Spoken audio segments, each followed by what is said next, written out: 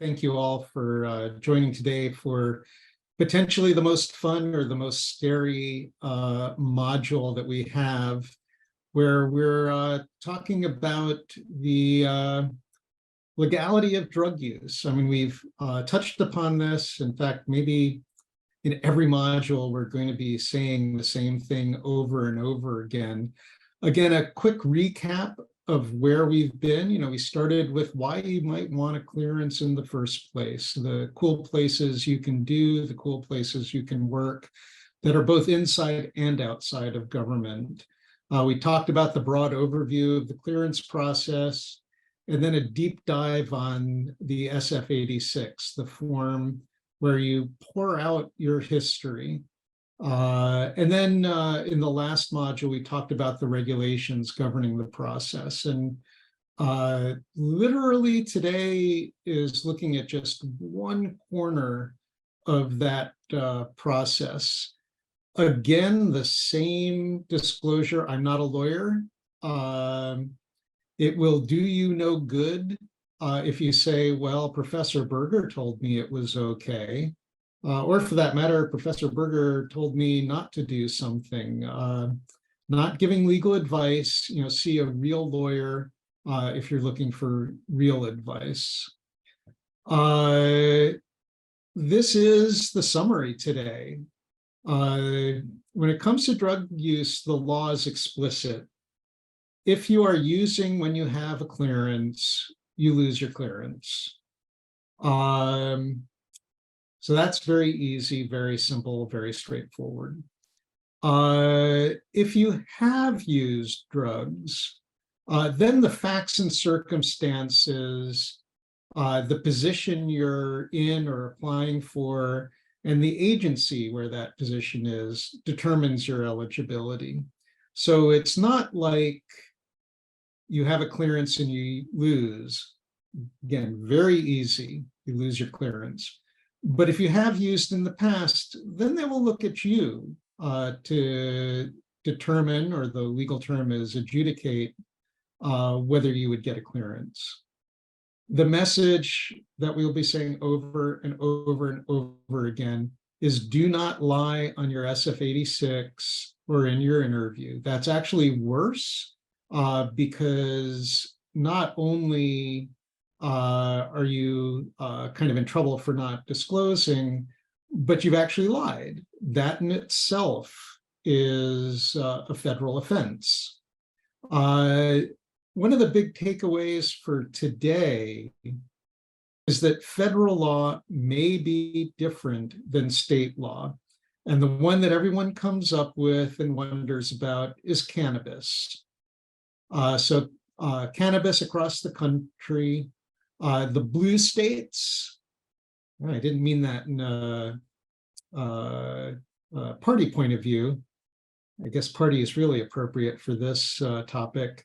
The blue states are states where cannabis is legal for medical and recreational use. You can just go party. The green states, it's legal for medical use. And the gray states are where it's still illegal, but you'll even notice those Ds in there. Those denote states where marijuana use has been decriminalized, which ranges from anything saying that, well, it might still be on the books as illegal, but we're not going to arrest or prosecute anyone for it, to it being a small penalty for possession of small amounts. So you can see in many states, cannabis is legal, or the state treats it as a very, very minor offense. Well, this is the federal treatment of cannabis. It's illegal everywhere. Some people, who knows, there may be a test case where it's legal in a state and there's a federal case. There are some places where it's obvious, once the door closes on an airplane, that's federal jurisdiction. Applying for a job with the federal government, there's no question that that is federal jurisdiction. So the federal laws apply. Thing to remember is that marijuana is what's called a Schedule I drug. I'll talk about what that means in a minute. But basically, and this is what's defined in the law, that it's a drug with a high potential for abuse. It has no accepted medical treatment or use for treatment in the United States, and that there's a lack of accepted safety for use even under medical supervision. Now, if we turn back here, logic might dictate that that's not the case for cannabis. However, as far as the federal government is concerned, this is the situation. And until that law is changed, this is your reality as someone applying for a security clearance. This is part of kind of the issue here. Unlawful to manufacture, distribute, or dispense. Now, of course, this is in the Controlled Substance Act, where when you think of manufacture, you think of manufacturing methamphetamines, fentanyl, all that. A reminder, if you are growing a cannabis plant, you are manufacturing marijuana. The other thing is, not only is it unlawful to manufacture, distribute, dispense, or possess with an intent to manufacture, for marijuana, simple possession is illegal. If your friend handed it to you and you get stopped, you are in possession. It doesn't matter if it wasn't yours. It doesn't matter if you weren't using it.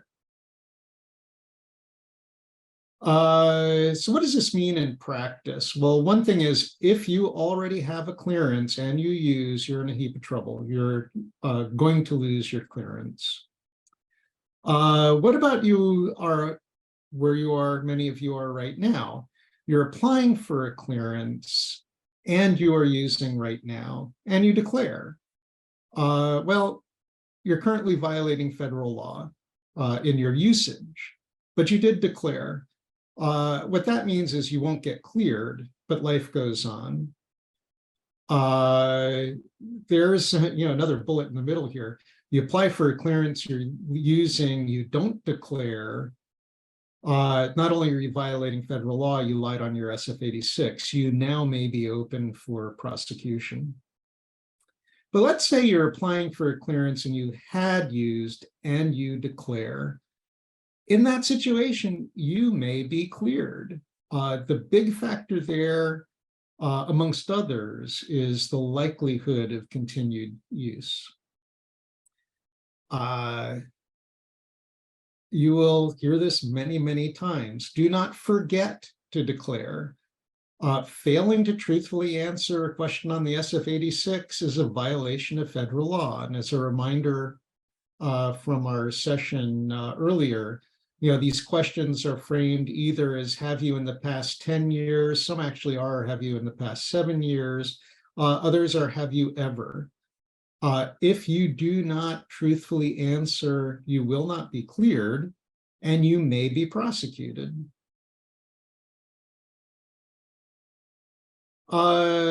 The Director of National Intelligence issues guidelines, you may recall, towards the end of the last webinar, we talked about the seeds, and I said we would revisit seed 4, which is about drug use. Again, the general guidelines, and they were reiterated in 2021. Again, you cannot be using today. If you're using and you have a clearance, you'll lose it.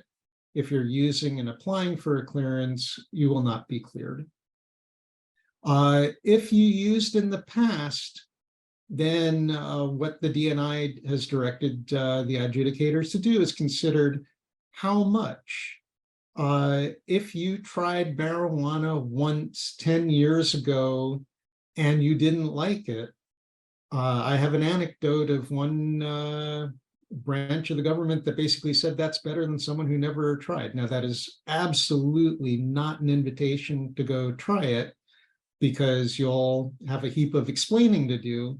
But if you used a little, tried it, didn't like it, that's not going to be disqualifying.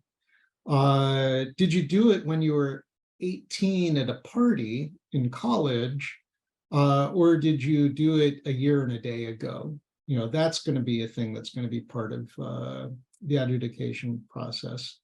And again, the question is future use likely to happen? Because remember, first bullet, can't be using while you have your clearance. So if you are likely to use again, you're going to lose your clearance. Why would we give you a clearance in the first place? The DNI also kind of had a reminder, and it's a reminder about CBD. I'll touch upon that, in fact, next slide. And the slide after that, I'll be revisiting a nuance about manufacturing and distribution. So the thing is, if you're really up on your laws, CBD is considered hemp.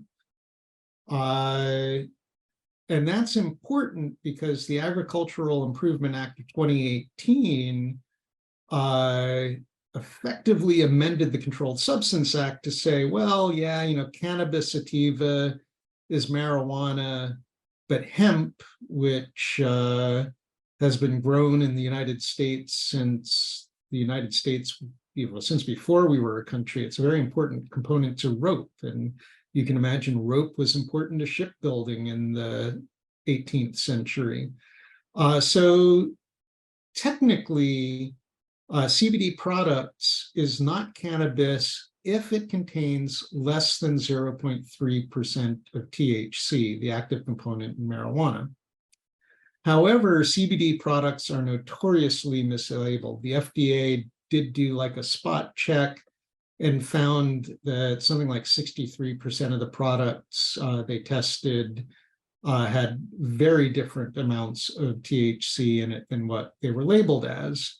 And so one of the things the DNI is pointing out is, you may have thought you bought gummies, by the way, where it's legal. If you're in one of those gray states, you're still going to be in trouble with your clearance. But let's say you're living in the district and you buy those CBD gummies that say they have 0.2% THC in it, and you fail a drug test, that's on you, because basically you've been warned. There was a question, and this is kind of an appropriate place to put it, and the question was, I don't use cannabis, but I have friends, or I have people in my family that use. I don't use it at all, but they use it and they have it. So does that count as possession? I cannot give a definitive answer on that. It really, again, depends on facts and circumstances. If you're there when you're being raided, you're probably going to have to try to convince the arresting officers, and maybe even convince a jury that, well, you had nothing to do with it. And there are lots of cases where the jury is okay with that and you get cleared. Mind you, from the moment of arrest to the moment you're cleared, your clearance will probably be suspended, if not revoked.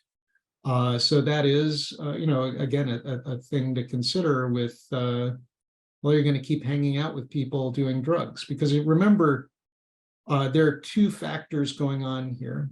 One is it's the explicit policy of the United States that if you're using drugs, you're not allowed to have a clearance. But part of that logic is, are you trustworthy? And do you make good decisions? And hanging out where people are using drugs might not be seen as making good decisions. So that's a thing that you would need to think about, but also a thing for you to talk with your security officer where you're applying for a clearance. Because again, especially if you haven't been caught, you declare, you say, yeah, I don't use, but I happen to be around people that use. That's a thing you can talk with the security officer, because they can say, that's cool, in our agency, we're fine with that. Or they can say, well, are you going to continue with it? And it'll be up to you. Do you want the job? Do you want the clearance to decide? Is it worth making a new set of friends, or passing on the clearance? This is one that can also catch people unawares. You don't smoke, you don't grow it, you don't sell it, you don't have any, you're not going to parties where it's used, but something that hopefully will happen for all of you is you will have the opportunity to participate in a TSP or 401k or 403b or individual requirement account. These are all retirement accounts. They invest in companies, and there are companies, someone is growing this medical marijuana, someone is dispensing the medical marijuana in states where recreational marijuana is allowed. Again, somebody's selling that. Those companies, there are publicly traded companies that distribute marijuana. It's legal in the district. Medical marijuana is legal in Virginia. Some of those companies are public. You can buy them on the OTC markets, US exchange. So you would think, wow, if the Securities and Exchange Commission says this is a public company, it's trustworthy enough to be listed, obviously I can own it. I'm not using it.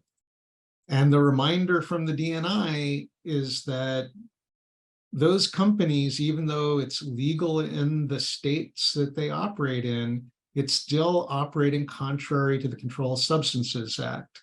So again, until that act is changed, investing in a company that does those activities, that can be enough for you to not be cleared or lose your clearance. There is a caveat on that, and that is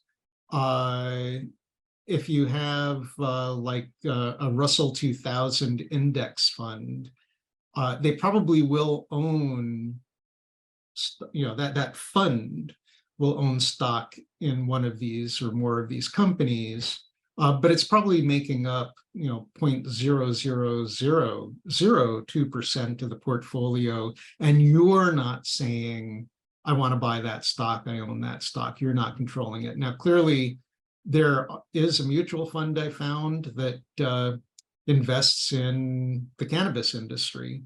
That would clearly be a no-go. Clearly, this is not only about marijuana. It's about all of what are called Schedule I drugs. And the Schedule I drugs are the ones you would expect, in a sense you'd expect other than marijuana. That's where you have heroin, LSD, the opioids. Those are the drugs that are basically considered to be too dangerous to even get a prescription for. But beyond that, it includes prescription drugs. So you had a medical procedure, you got some oxycodone, it said use as needed, you had some left over, but you also got a good buzz and you start taking it for the buzz. So you got a prescription for it, but you're abusing the prescription. That is an issue for adjudication. You got hooked on it. Now you're buying it from your friends, using it, a prescription drug. So it's a legal drug, but you're using it without a prescription. That is going to be an issue. And obviously, if you're selling your drugs or you're distributing them, that's a no-no, unless, of course, you're a pharmacist, you have a license for it.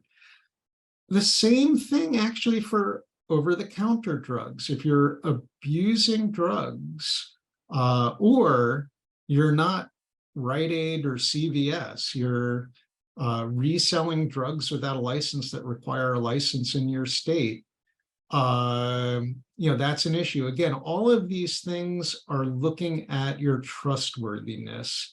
You know it's illegal to sell prescription drugs. So if you're going to do something that's illegal, what's going to stop you from giving away or selling our secrets? That's illegal too.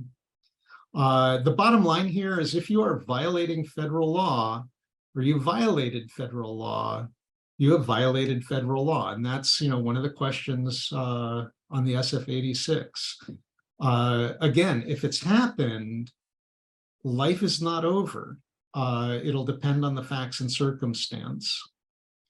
In fact, let's get to what if you did use marijuana? And what I've done is taken a few case studies. One is U.S. Secret Service, and I've got the links here. I'm not making this stuff up, and this is not secret information. This is what these various agencies offer. So one thing is, if you used within the last year, then you're not going to be eligible. And again, not a surprise, because DNI says that. The reminder will say it over and over again. Even if you used it in a jurisdiction where it was legal, the Secret Service, if you're growing a little bit for yourself, that kind of depends. If you grew a plant or two more than a year ago, that's going to be viewed differently than you cultivated an acre of cannabis plants.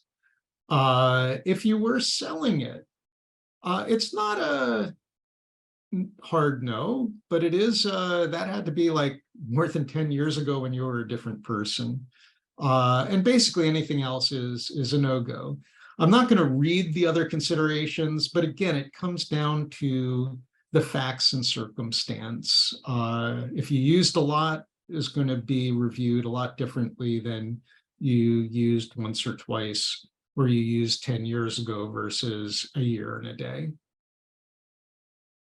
The CIA, not a surprise, 1 year minimum since last use, even if legal in the jurisdiction. And this is a direct quote from the CIA website, and I will read this. Having previously used illegal drugs does not immediately disqualify you from working at the CIA.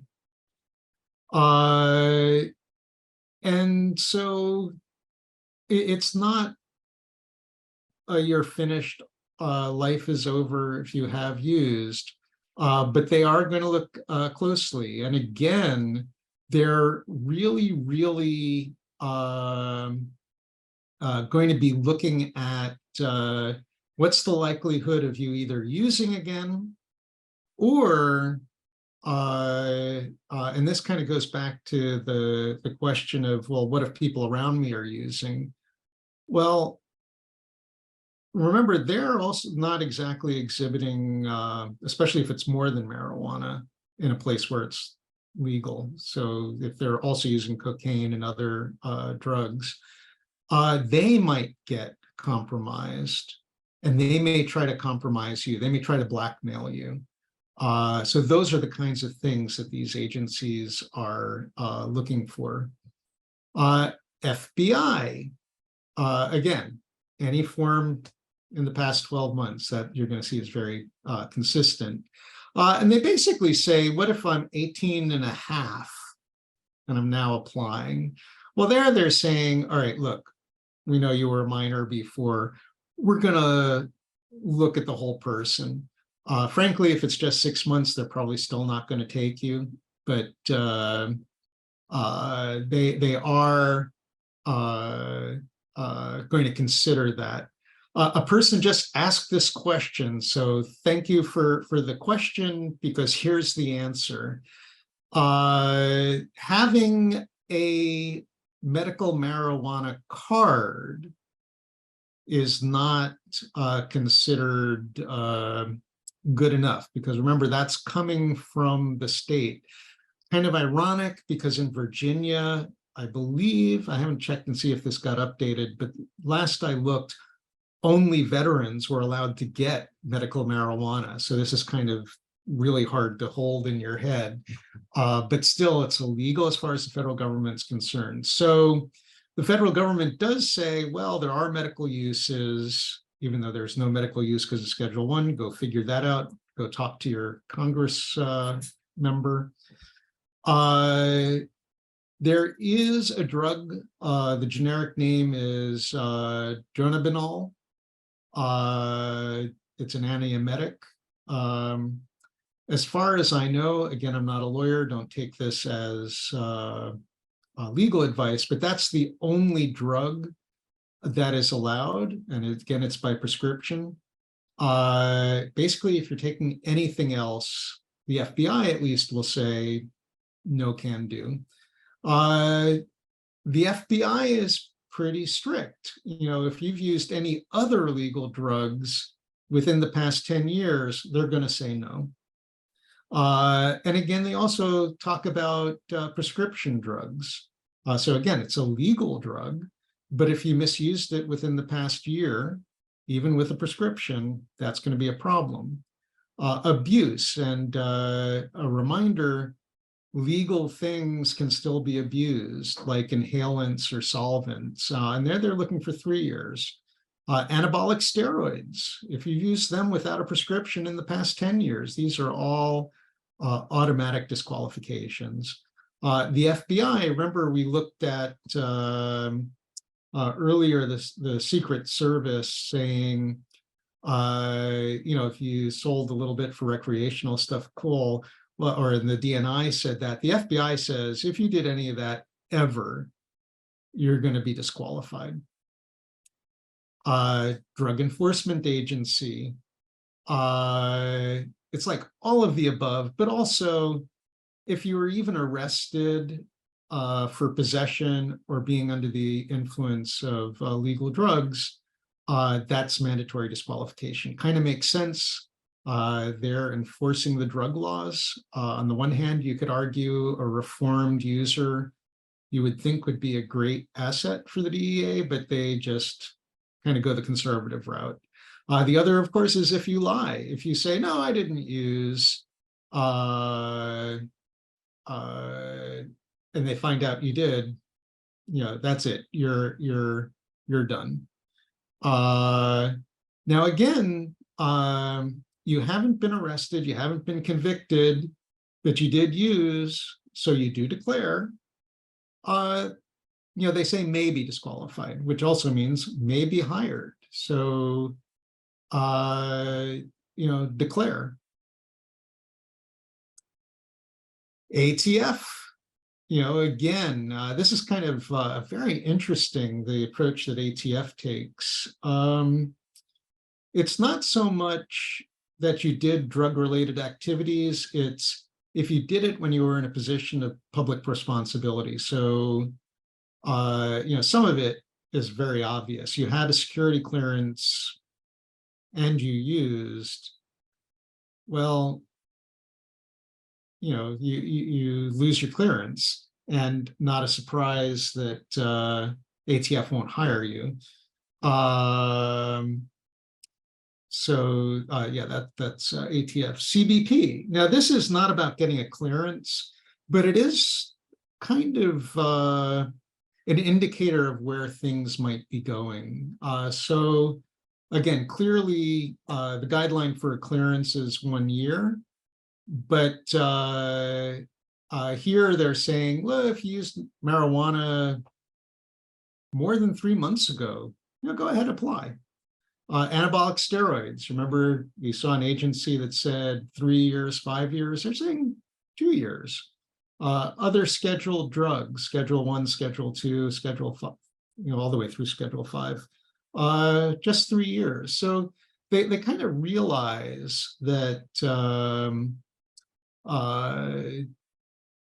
if they just said never ever, there are a lot of good people that, they wouldn't be able to hire. And a lot of people who, and it's even hard to say make a mistake.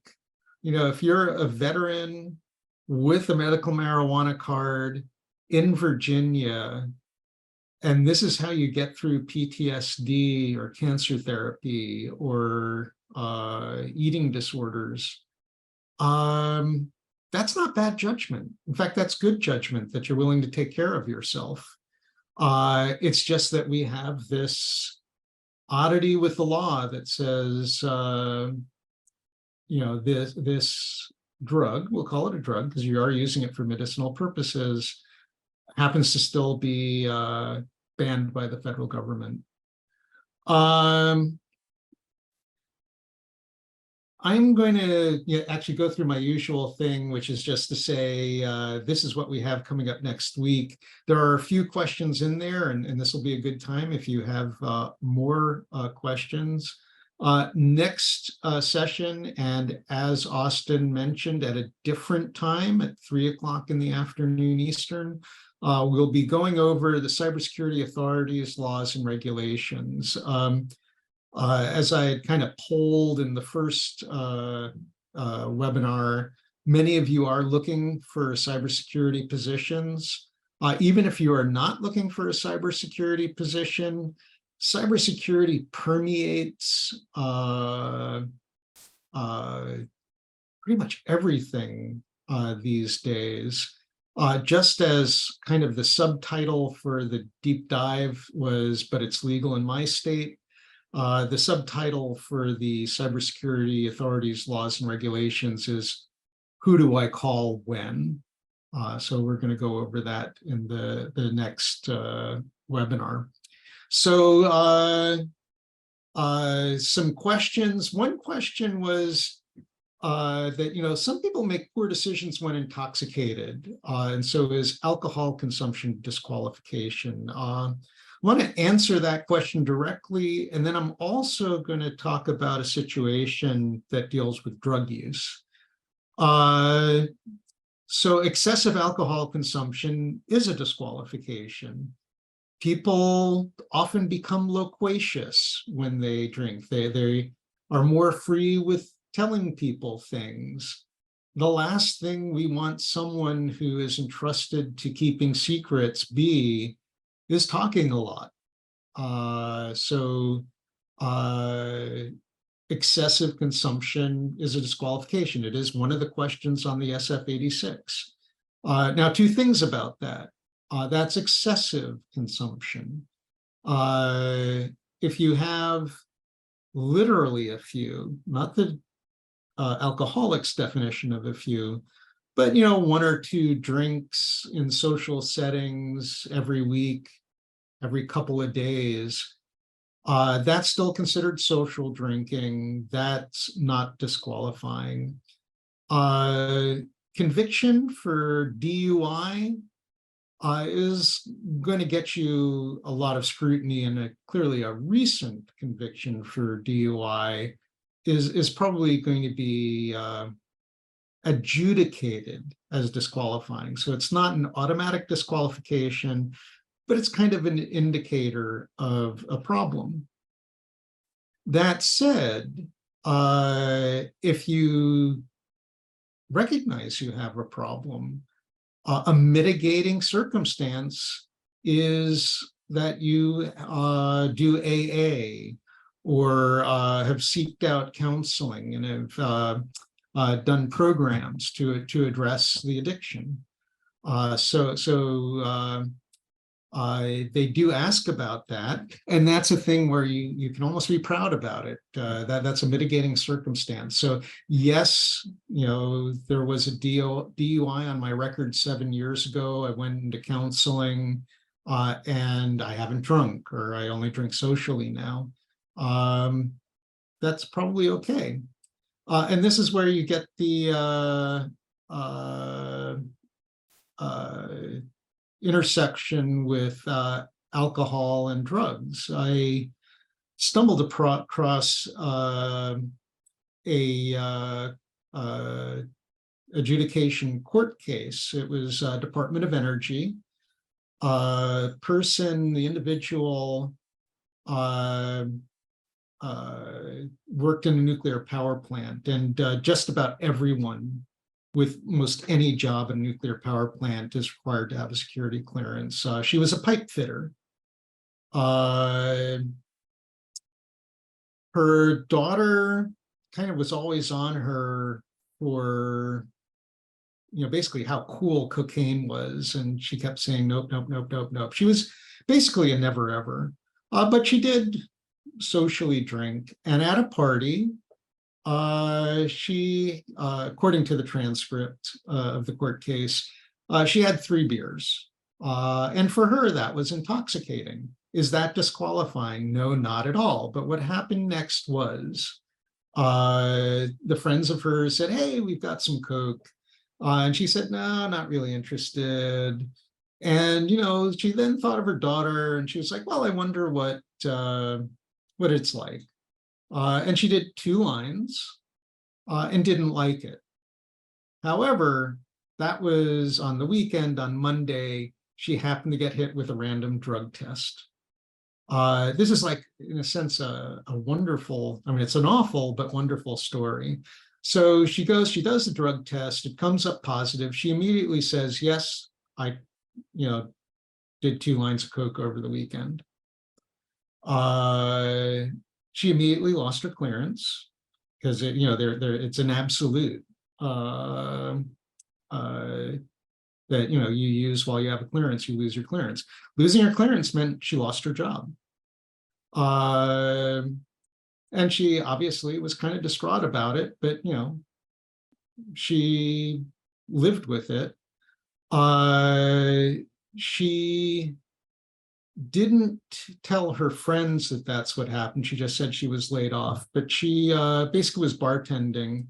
And 2 years later, the company that had employed her in the nuclear power plant asked her if she would come back. And she did. On her SF-86, when he said, have you used in the past 10 years? She said, yes. They actually said no. They said, well, you admitted to using, so you're not going to get a clearance. She protested it. That's why we have this court case. And the judge basically said she used it only once. She was honest about it. She was in a situation. She did address her alcohol use as well. And that how it was not likely she would be in this situation again. And so given all that, the judge said she can have her clearance, and, she got her job back. But, there were a whole bunch of things in there. It was only once. She was honest about it, both when it happened and when she applied for a new clearance, and she had reformed. Again, you make poor decisions when you're intoxicated, which is why we look to have people who are not intoxicated.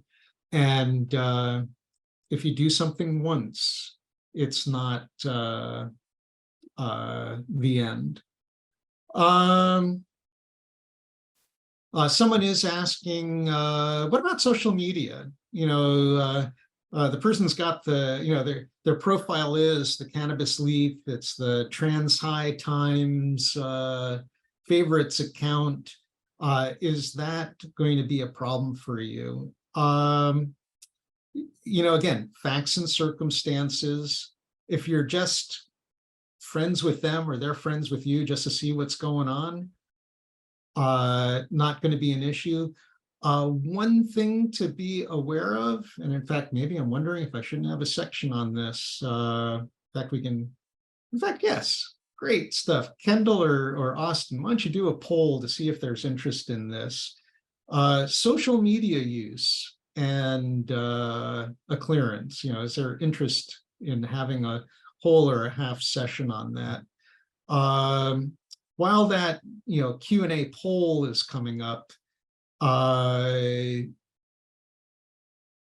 clearly that can't be an issue. There's so much stuff going on with social media. Now, if you're in there saying, yeah, it was great getting high with you last weekend, that's going to be a problem. But the problem is not the fact that your connection. The problem is the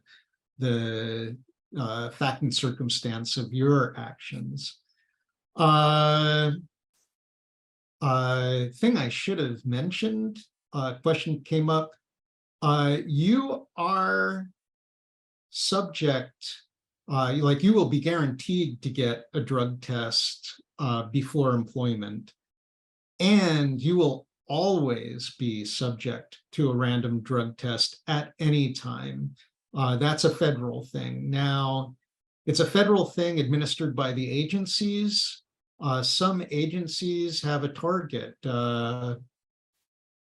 I just read online, so do we believe everything online? Not necessarily, but I believe, well, actually, I'll just say there's an agency out there that says every year they want to randomly test 10% of their population. And that is over and above, because yes, if someone comes in and they reek, they're going to get a drug test.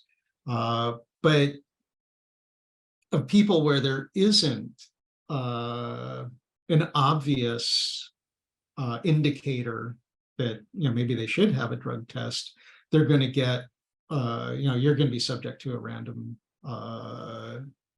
drug test.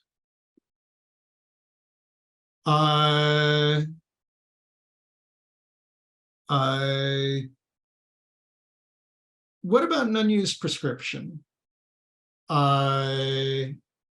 In fact, I will read part of this because I don't think it's going to be identifying. Although I'll even change one of the things because one thing here would be identifying, which is a time period. So let's say 12 years ago, you had a prescription and you gave away to a bottle of the what you had left over to someone else who already had a prescription. So the thing is, you had a prescription, you legally had it. The person you gave it to had a prescription, so they had a need and an appropriate use for the drug. Basically, what do you say on your SF-86? The first thing is something like that. If it's under in the past 10 years, have you? Then you don't have to say yes. It was more than the time period. But if they have you ever illegally distributed a drug? The answer there is yes. And there's an explanation section. You don't just say yes, you say, yeah, 20 years ago this happened and I didn't know about it and I've never done it again. And now I know about prescription return programs and that's what I've done and I've never shared again. The interviewer might say, well, now really, are there any other times? And if you go, no, you might have a problem. But if you say, no, that's what it is, that might be it there. Depending on the agency, you might have a poly. But again, if that's the facts, that should not at all be disqualifying. Again, I'm not a lawyer. You may find an agency like DEA or FBI, they might say, yeah, no, that's going to be a problem. But for most agencies, again, answer the questions honestly and truthfully and fully, and you'll probably be okay. Oh, this is actually a great one. What if you've had a previous misdemeanor marijuana conviction for possession and it's been expunged? I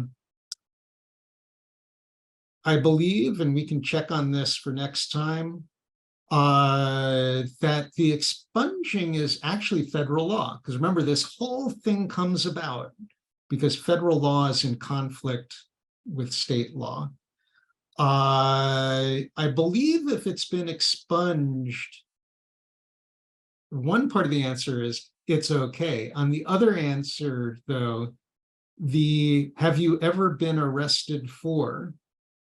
The answer is yes, even if it's expunged. The answer there is yes, but you just put in it was misdemeanor, right? So you had half a gram, not a kilo, and it's been expunged. So, the court has said you've paid your penalty. Now, of course, if this was 6 months ago, which it can't be because it takes a year to be expunged, or a minimum of a year, but let's just hypothetically say, then, clearly that's going to be a problem.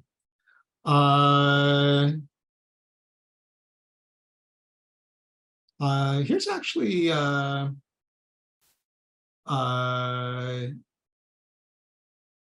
interesting question, which is, how do the adjudicators know when you say it's been more than 10 years, that it's really been more than 10 years? They ask around. What I was told 40 years ago, which means it's probably not what's done today, is, they may ask you, all right, well, tell us everyone you partied with. They'll go interview them, which is already kind of freaky because it's, for many agencies, it's the FBI doing the interviewing. And they'll ask, who did you party with? And they're looking for, who did you forget to say? And really, this is why you need to be fully truthful. You were a heavy user 15 years ago and you used once 5 years ago. You'd better come clean on that once 5 years ago. The other is, I know I did it a long time ago. I think it was 10 years ago. I don't remember. All of those boxes, when they say when, have a little estimated box. So you can check off, the last time I think I used was January 2013 estimated. So you're being honest. You're pretty sure it's more than 10 years ago, but you don't really remember. What if it turns out it was really August of 2013? That's less than 10 years. You can check that box. We've got a question on over-the-counter medication. What if you take over-the-counter medication and you're taking it as directed, and you get a random drug test? Will you lose the clearance? That's when I actually have absolutely no idea, because it's going to depend on what medication you're taking. If you're taking the one drug you're allowed to take, you're going to test positive for THC, but you also have the prescription and all that. You'll fail the test, but as long as its level's consistent with the drug you're taking, you're probably going to keep your clearance, because remember, they know about it because you disclosed. If it's, I can't remember this, epinephrine, there are some drugs that are precursors that will show up as a different drug. Really depends on the agency. yeah, that's really all I can say on that. It's a thing to talk with your security officer. Again, if they know up front you're taking this OTC legal medication the way it's supposed to be taken, and they know that, then they're not shocked when you fail a drug test, as opposed to waiting till it's too late and you fail a drug test. There is one more question, which I saved for last because it's not drug related. So again, any more drug related things? We've got, about 5 more minutes. While I answer this one, dealing not with drugs, but with bankruptcy. You might remember if you look at the SF-86, they ask about bankruptcies. And you do have to unlock your credit report because they will run a credit check. So if they're asking that question or they're running the credit check, does that mean that I had a bankruptcy, I can't get a clearance, or I've got a bad credit history, I can't get a clearance? And the answer is facts and circumstances. If you've never paid a bill on time, that's probably saying you're not very trustworthy with your decision making.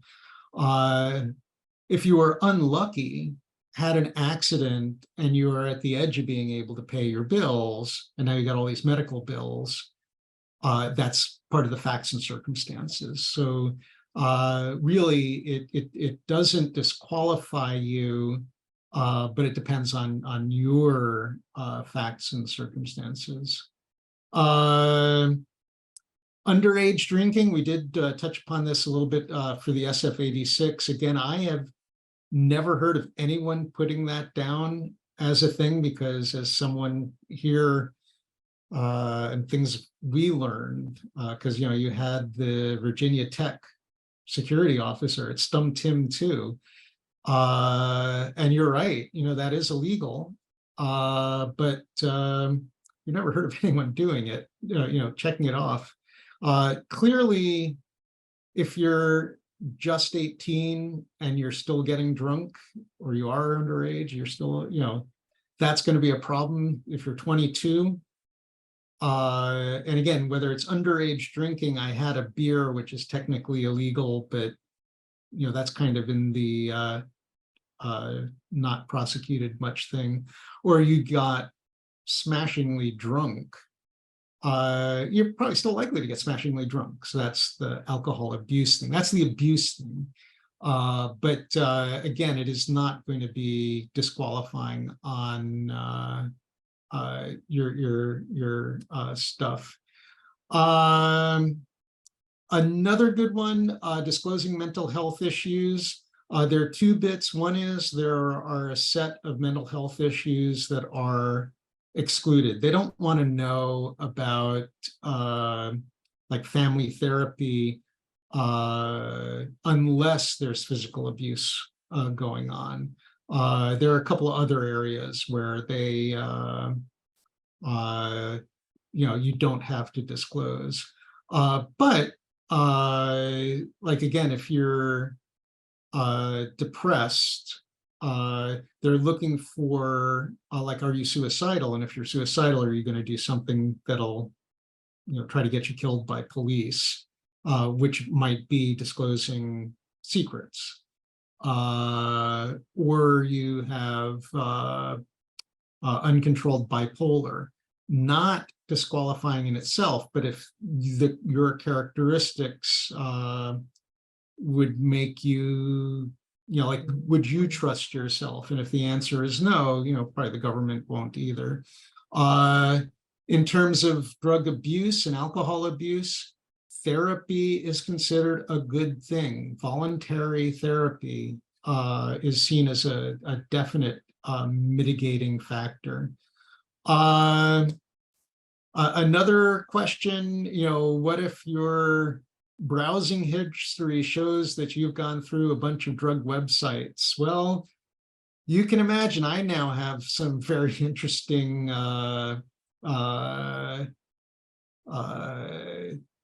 browsing history. So again, that in itself will not be disqualifying. In fact, in the early days of search, we used to talk about, is my interest in herpes websites saying that I've got herpes or that I'm a researcher researching herpes? So two things. One is that's a very invasive investigation if someone is looking at your browsing history. But even if you are subject to that, which is almost unheard of, if you can demonstrate why you're not a drug user, then you've demonstrated why you're not a drug user. And then the last question I'll take, if the law changes, actually, I will read this, even though I'm not going to answer it. If federal law does change to legalize certain substances, as a clearance holder, do you have to wait for a separate law to address clearances? And the reason why I can't answer it is I'm not a lawyer. That's definitely a legal question. But the other is, if the federal law is like the hemp law, the Agricultural Improvement Act, if it just says, yeah, we no longer consider marijuana to be a Schedule I drug. Well, it depends. Is it going to be a Schedule II drug, or is it going to be a Schedule V, basically, over-the-counter drug? If that's what the law says, then yes, you will have to wait for DNI to say, wow, my life has gotten a lot easier. Now federal law looks more like the rest of the country, and you're good, but you have to wait for them to say that. Or if the federal law says marijuana is not a Schedule I drug and people with clearances can use, then that's the situation. Do be aware, even if marijuana is decriminalized, at the very best, it would be treated like alcohol. And remember, we've discussed today, alcohol abuse is abuse of a drug. Marijuana abuse is abuse of a drug. So if you are addicted, if you are illegally acquiring your drugs, if you're illegally manufacturing your drugs, that's still going to be a problem. It's not going to be a magic wand and it says, wow, I can go to work stoned. I really would hope that our nuclear reactor operators don't go to work stoned. So that's something to consider, even if it's made legal. With that, I will hand things back to Austin for closing words. Thank you very much. I do want to pop up. I will share the results. I presume maybe we will have a session on social media usage and clearances. Thank you all so much for responding to the